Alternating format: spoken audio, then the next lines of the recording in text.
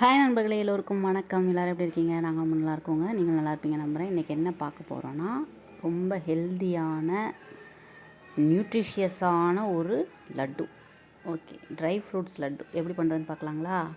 பாருங்கள், நான் பாதாம், முந்திரி எல்லாமே அளவெல்லாம் கிடையாதுங்க. உங்களுக்கு எவ்வளோ இது வேணுமோ அது மாதிரி எடுத்துக்கோங்க.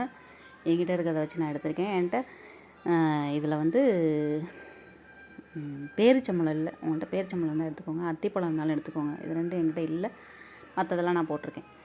இது வந்து இதில் வறுக்க வேண்டியது என்னென்னா, மக்கானாவை நல்லா வறுத்துக்கோங்க. ஏன்னா அது வந்து பாப்கார்ன் மாதிரி நல்லா வறுத்தா நல்லா இப்படி எடுத்து உடைச்சா நல்லா உடைய வரணும். அந்த மாதிரி வறுத்துக்கோங்க. நிலக்கடலை வறுத்த கடலை வச்சுருத்திங்கன்னா அதை போட்டு மிக்சியில் போட்டு அரைச்சிக்கோங்க.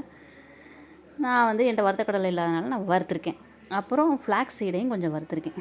மற்றது எல்லாத்தையும் பொடியாக இந்த மாதிரி கட் பண்ணி வச்சுருக்கேன். ஓகேங்களா? இந்த வறுத்தது எல்லாத்தையும் மிக்சியில் தனித்தனியாக மிக்சி ஜாரில் போட்டு அரைச்சி அதை ஒரு பவுலில் கொட்டிட்டு, இந்த பொடியாக கட் பண்ணியிருக்கேன் பார்த்தீங்களா, அதையும் அதோடு சேர்த்துட்டு, இதே நீங்கள் வந்து பேரிச்சம்பழம் போட்டிங்கன்னா தேன் ஊற்ற தேவையில்லை. என்கிட்ட பேரிச்சம்பழம் இல்லாதனால நான் வெறும் இந்த